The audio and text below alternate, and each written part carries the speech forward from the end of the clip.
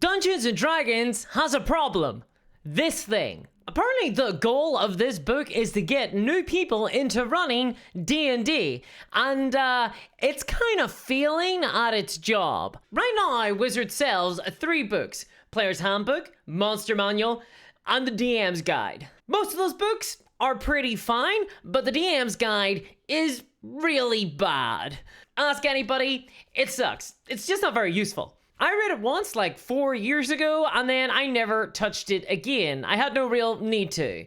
And since, I've basically put it out of my mind. Until today. Because this video just popped up on my feed. Because, oh yes, there is big news when it comes to the DM's Guide. Really big news. In fact, we're getting a new one. And I'm kind of weirdly excited for that. So the current DM's Guide has a ton of problems. It doesn't have a lot of actionable advice. It's not really that interesting to read. And to be frank, it feels like a book of afterthoughts scattered in a single book. All the things that didn't fit into the Monster Manual or into the Player's Handbook were basically put in here. It feels like the book equivalent of talking to the D&D designers while they're drunk. The most useful things it has are a couple of treasure generator tables, I guess. But overall, not really that fit for purpose. And that is really bad for Dungeons and Dragons because often the DM's Guide is the very first thing that new prospective DMs will engage with when they want to learn how to run a D&D game. And it really is the first official point of guidance from Wizards of the Coast to new DMs. This is the book where Wizards of the Coast say, here is how you run a D&D game. They just don't really give very good advice. Also, it takes them forever to describe what dice are. Feels like that should have been one of the most important bits. So, the old DM's Guide, not functional, new one coming out. Let's find out what's new. Today we are talking about the Dungeon Master's Guide and some revisions, some updates that may be coming out. Okay. So you've kind of communicated some of this before, but like... Okay, so we got Chris Perkins, the game design architect, of course. I think most people know by now that the 50th anniversary of D&D is coming up. 50 years of Dungeons and Dragons. It's not that long in the grand scheme of things. So it looks like they have announced the date that this thing is coming out in, 2024, for the 50th anniversary of Dungeons and Dragons. There are some wonderful new things we can do to make the DMG a better user experience. Everything is kind of on the table. Okay, so I'm loving hearing that everything is on the table here because the book really does need an entire overhaul from bottom to top. Seriously, the foundations of this thing are pretty rickety. Even the chapter numbers, I think the layout is just not that great. So I'm glad to see they're not just putting a fresh bit of paint on this thing, slapping some lipstick on and saying, baby, let's go dancing. The current DMG, the way it's organized, it kind of throws you right into the deep end of the pool. Like chapter 1 is about building a campaign. Cool. So it looks like they're addressing the fact that the old DM's Guide throws you straight in to some random chapter where they don't even tell you how the game is played. What is the natural order of information that new DMs need? And then taking a look at the information in the DMG and figure out how can we sort of regroup it in a more natural way. Yeah, I really feel like the DM's Guide is going to be 100% one of the very first things that new players interact with when they're thinking about being a DM. I think that starting at a very low level, unintimidating position is very important. Gotta get your fundamentals right first, people. Chapter 3 is the rules compendium, the alphabetized. Here's all the rules that basically aren't in the player's handbook. What rules aren't in the player's handbook? Basically the stuff that never comes up. Chapter 4 is all about adventure building. Chapter 5 is all about campaign building. Chapter 6 is the cosmology chapter. And Chapter 7 is magic items. Chapter 8 is a surprise. Chapter 8 is a surprise. So far, all the different chapters sound pretty reasonable to me. The cosmology one is a little bit interesting, I guess, but a little bit of lore. Honestly, I feel like the best thing for Chapter 8 would be to be a sample adventure. You know, how to build an actual adventure from point 1 to point 3. However many points you need. You know, a sample village that players could run around in, some, you know, NPCs, things like that. Basically something that you can open up and you can just get started with and start playing ASAP. I think there's a lot of DMs that live in their head, which, you know, does make a little sense, but they don't get their game out there. They don't actually get anybody playing in their game. And I feel like just starting and going ASAP, not having to plan everything out, is the most important thing. So maybe having like a sort of beginner adventure inside the actual DMG would be really useful. You know, not to the extent of like Lost Mines of Phandelver, something a little bit more simple, like a small dungeon, small village, bunch of NPCs, some prompts for maybe, you know, some little adventure prompts. Away you pop. Hell, they should just throw in like a Leyline Press pamphlet in there and just be like, job's a good one, boss. And then there's something that the DMG doesn't currently have, but the new one will, which is a poster map.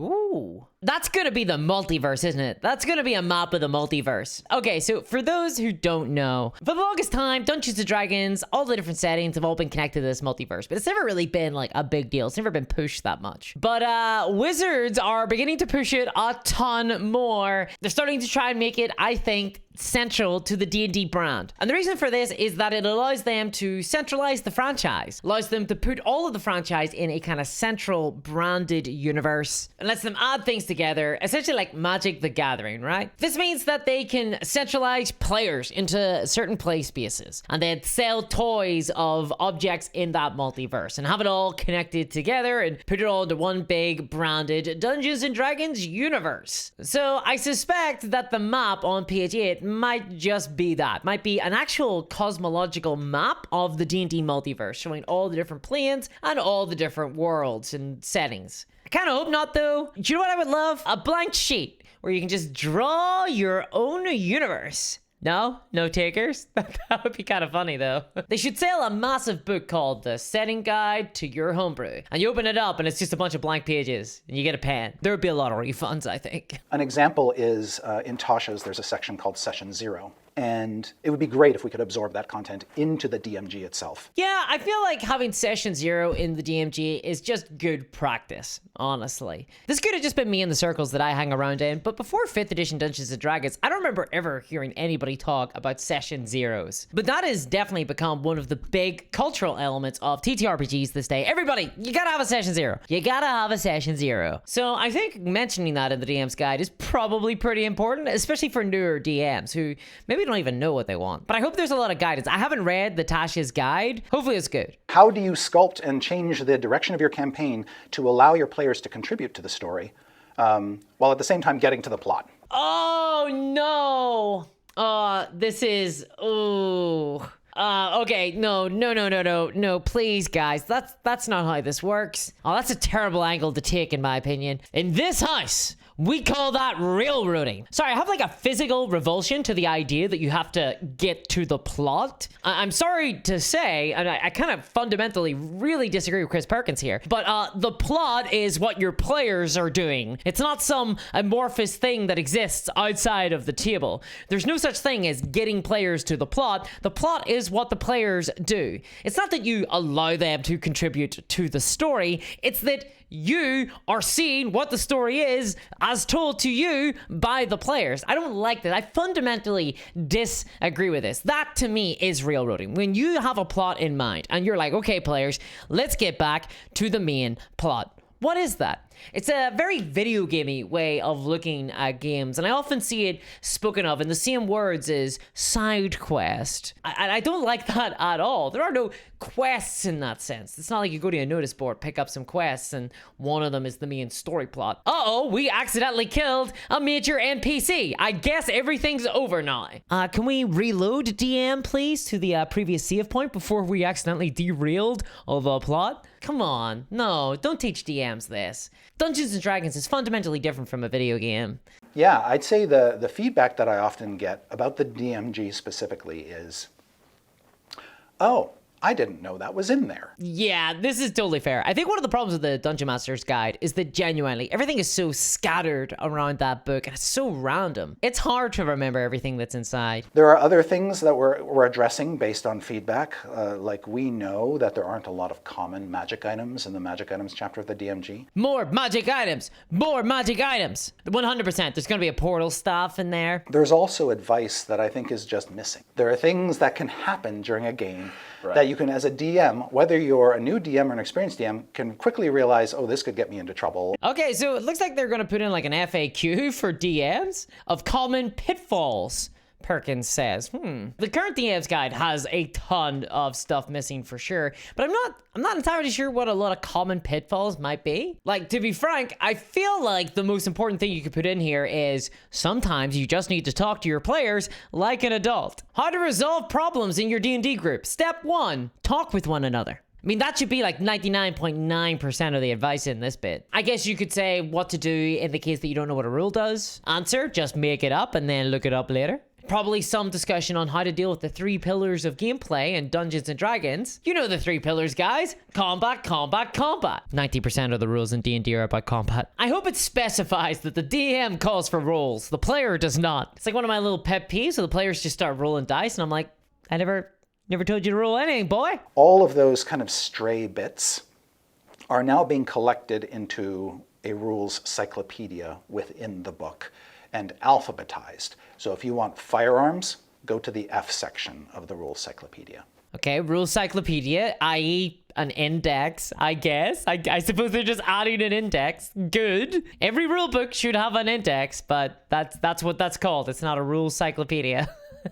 Is there other content that is going to make it very easy for players to transition into being dungeon masters who have very, very little experience? Because we need more dungeon masters. Yes. Rather desperately. We do not need more dungeon masters desperately. Every player is a dungeon master. I'm not getting into this. I'm not getting into this right now. A specific campaign, for instance. The DMG will now contain one that you can basically just either copy and emulate or just pick up and use and make your own. Yes! Okay, excellent. Okay, awesome. I like this. Giving DMs examples of adventure content is perfect. That's exactly what this book needs. It needs to be focused on how to go from I'm standing here, I'm a little noob, I don't know what's going on, to now I'm at a table and I'm running the game. That's all it needs to do. A lot of these books, I think, make DMing into a much bigger deal than it is. DMing is really easy. It's actually really easy. This is something DMs don't like to say, but it is. It's very easy to run a game. And fast tracking people from being players into DMing games, awesome, with fast adventures. And that's exactly what we need. And honestly, this is really easy to do. You just take Matt Colville's 3-room dungeon, bada bing, bada boom, you're ready to go. Seriously, even a couple of pages that just contains details on a village and like a 3-room dungeon, and hey, maybe even a little map of that village. Maybe that's what the map is going to be. Maybe that's the poster map. Going to be the village of some place. That'd be kind of cool. Okay, that I could get excited about. How much information do you actually have to create and prepare for yourselves to run your own adventure? Obviously I need to work out the inventory of every single villager inside the town so that my thief can pickpocket every single one of them. Duh. They used to do that, you know. They used to do that. They used to be in every single event. You used to get the inventory of every single villager. This villager has 2 compa. Honestly, I feel like one of the things that this guide should make clear is that you can literally put the party in an empty room with a pie in the middle of it, and genuine, that'll be your evening. They will argue and fight over who gets to eat all the pie, whether or not it's poisoned, whether or not they should do it. They'll do spells on the pie. The pie encounter will get you an evening. It'll get you an evening, for real. Throw an orc in there. Baby, now you're cooking up a stew. A lot of DMs don't know that much about sort of the vast history of the game. They don't know who some of our historical characters and locations are. This is... Remember I was talking earlier about the franchise, Multiverse, getting everything? Yeah. Okay, so offhanded, I don't mind lore being included in the DM's guide. I mean, like I said earlier, the DM's guide is basically talking to a D&D designer while drunk. It just has all sorts of random stuff inside it. But honestly, I think I'd prefer to see lore inside the monster manual. And less about stuff like Vecna and the Temple of Elemental Evil, and more on the monsters and where they live and the environments they prefer to, you know, exist in, and how they fight intruders on their territory, how they hunt down their prey and what they eat, that kind of stuff. Actionable things that DMs can actually use rather than just random lore for old adventure paths that they likely won't or haven't played. And I can't help but be a little bit worried about increasing the amount of lore that is indulged in the DM's guide. It's once again that slow creep towards making lore central to the actual experience of playing Dungeons and Dragons. And to be frank, I don't think that the lore around like the Temple of Elemental Evil deserves to be that front and center. Honestly, these things are historical curiosity, and it is kind of cool to know about the history of them and their role in the history of Dungeons and Dragons, but really, they deserve just to be Googled. I'm not sure they need to be in the book. They're Easter eggs. The focus of this book should be on trying to help players DM games. So one of the things that I'd want to address in the DMG is that every DM is unique. Every DM has their own style, and embrace that. Okay, I love this advice to new DMs. This is perfect. Embracing your style, knowing that your style will change, knowing that you can improve, knowing that you can improve, unimprove. What is the opposite of improve? But embracing the fact that every DM style is different and that will morph and change depending on the party and the table that you're playing with and what day it is and whether or not, you've had toast that evening. You gotta have your DM toast. Without your DM toast, you're just a goner. I mean, this is one of the unique things about role-playing games. But again, that's why we don't have a plot. It just matters what happens at the table. And then the other thing is improvisation is really the key to great DMing. Improv. Yes, 100%. Emphasis on improv. So important to this. Anything you've prepared, even if they go off on a tangent, if you're patient, you'll find a way to get that content back into the game, or they will gradually steer themselves, or you will steer them back toward what you had in mind earlier. No, don't steer people back towards things. This is the real way again, getting laid out. Reskin stuff. Honestly, would be my advice here. Talk about you can get the content back, Ed. You can take that dungeon, those monsters, but reskin them, make them new, make them relevant to the interests of the party if they didn't get to embrace them earlier. There are many things about dungeon mastering. One is there's the power of storytelling. Yeah. There's something about telling a story that is compelling, and we all have stories in us trying to get out. We're not telling stories, we're creating them. I think emphasizing how awesome it is to play role-playing games is 100% where the DM's guide should be positioned. Talking about that almost transcendent level that the gaming can get to, the role-playing can get to. You can bend the very walls of reality with the power of your imagination. That's a gift to be respected and feared. What I suggest, though, a little bit of advice. Honestly, what the DM's Guide needs in its campaign section is to talk about node-based design. This is something I first read in the Alexandriad in like 2011, and it is fundamentally the best advice I've ever received about how to build and structure an RPG campaign. And I think it should be in the DM's Guide. I think they should just steal that and put it in there. Just go for it. I wonder if there'll be more information on travel. I think there could probably be more information on travel. Is there a bit of pressure? Because there is a D&D movie out now, and this is like, you are revising the Dungeon Master's Guide, and we're going to have all these new players. Oh, the D&D movie gets a look in. Interesting to hear their perspective on the movie, that they anticipate there's going to be a whole load of new people coming into the game as a result of the movie. They're probably not wrong, and obviously, I mean, this is kind of obvious that it was the case, that this is the intention of the D&D movie, but I'm curious myself how big this wave of new players will be. I suspect it might actually be a little smaller than they anticipate. That's exciting, because I remember my first Dungeon Master's Guide, and it was exciting. Yeah. Reading it from cover to cover. Man, I feel like I missed out on a shared collective experience here because I didn't start role-playing with D&D. Chris Perkins is like, I remember my first DM's Guide, and he speaks about it like it has an almost mythical quality. But I think I read the Alexandrian blog before I read the DM's Guide. So I don't have that same kind of emotional connection to the D&D books personally, which in a little bit of a way, I feel like I'm culturally poorer for it. Like I've been separated from the rest of role-playing game society. The outsider. And again, we can't say enough. This is 5th edition. This works with 5th edition. Yes, this is 5th edition. It's 5th edition, you guys. It's 5th edition. 100% is 5th edition. What other edition could it be? What other edition could it be? It's 5th edition. It's 5th edition. Pay no attention to the man behind the curtain. Please believe me that it's 5th edition. Please believe me. Yeah, it's 5.5. We're taking the 5th edition DMG, which is, I don't think anybody in the universe would say that book's a 10 out of 10. I like Chris Perkins' humility here,